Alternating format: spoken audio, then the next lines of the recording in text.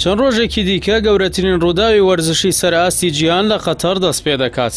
و ئامادەبوون لەو ڕووداوەشدا ملیۆنان گەشتیار لە وڵاتانی جیهانەوە ڕوویان لە وڵاتە عەرەبیە کردووە.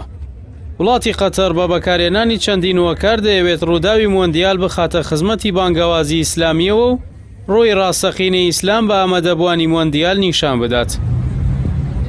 بۆ یەکەمین جار گەورەترین ڕووداوی وەرزشی کە بریتیە لە مۆندیال و لە وڵاتێکی عەرەبی کە قەتەرە بەڕێوە دەچێت و ئامادەکاریەکانی ئەو وڵاتە بۆ بەڕێوەبردننی مۆندیال و پێشوازی لە ملیۆنان گەشتیار لە ڕنگ و ڕەگەزوواین و وڵاتی جیاوازەوە ڕنگدانەوەی نەتەوەیەکی موسڵمان و ئیسلام پەروەری پێوە دیارە.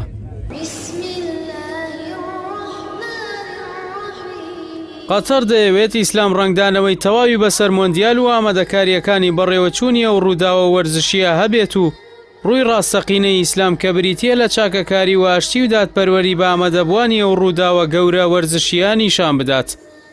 ئەو ڕووە دروستکراوەی کە ڕۆژاوا هەوڵ دەدات بۆ ئیسلامی دروست بکات و ئیسلام وەکو ئاینێکی نەویسترا و نمایش بکات هەڵوەشێنێتەوە. ئەوەی لە ئێستادا لە وڵاتی قەتەر دەبینرێت ئەوەیە کە دیوارە ڕەنگە و ڕەنگەکان لە ناوچەی مرواری لە دەوحەی پایتەختی قەتەر بە فەرمودەکانی موحەممەد درودی خودای لەسەر بێت ڕازێنراوەتەوە و وەرگێڕاونەتە سەر زمانی ئینگلیزی کە سەرجەمیان ڕنگدانەوەی باەکانی ئیسلام و سەرنج و سەرسامی خەڵکیان بەدەستێناوە و میوانە بیانیەکان دەیخوێننەوە. ئەو فەرمایشتانەی پێغەمبەرمان موحەممەد درودی خودای لەسەر بێت لە نزیک یاریگاکان و شوێنە گشتیەکانی ئەو وڵاتە چاپ کراوە و بە دیواردا هەڵواسراوە بۆ ئەوەی ملیۆنان کەس چاویان پێ بکەوێت و بیخوێننەوە. ئەوەش وەک هەوڵێکی دیکە بۆ ناساندنی ڕووی ڕاستەقینەی ئاینی ئیسلام و پێغەمبەرمان موحەممەد درودی خودای لەسەر بێت بە ئامادەبوانی مۆندیال. ئەو کات بەشێک لە وتێلەکانی قەتەر بارکۆدیان لە ژوورەکانیان داناوە بۆ ناساندنی ئیسلام بە چەند زمانێک و ملیۆنان دەتوانن بارکۆدەکان لە موبایلەکانیان وێنە بگرن و لەسەر ئیسلام بخوێننەوە. بارکۆدەکە لینکێک دەکاتەوە و خوێنەر دەباتە سەرلاپەڕەیەکی سەر بە وەزارەتی ئەوقافی قەتەر. لە ڕووکاری یەکەمیشدا بژاردە هەیە کە زمانی جیاواز لە خۆ دەگرێت و لە کاتی هەڵبژاردننی زمانەکاندا ڕێنمایی ناساندنی ئیسلام دەردەکەوێت. لە هەوڵێکی دیکەدا وەزارەتی ئەوقاف و کاروباری ئیسلامی لە قەتەر هەستاوە بە تایبەتکردنی کۆشکێک بۆ ناساندنی ئیسلام و فێرکاریەکانی لە میانی مۆندیالدا. لەو کۆشکەدا بەرنامەیەک بەڕێوە دەچێت کە بانخوازان لە چەند نەتەوەیەکەوە بەشداری تێدا دەکەن و بریتیە لە دابەشکردنی کتێبی چاپکراو بە چەند زمانێک بۆ ناساندنی ئیسلام و پێشکەشکردن و ناساندنی کللتوری عەرەبی و بە تایبەتی کللتوری قەتەر.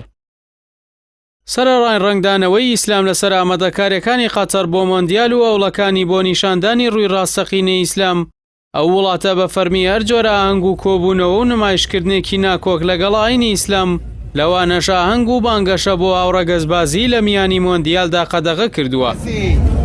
لەو میانەدا بەرپرسانی قەتەر دەڵێن ئاین و کللتوری خۆمان بۆ هەمیشە لا پیرۆزە و بۆ مانگێکی مۆندیال نایدۆڕێنین.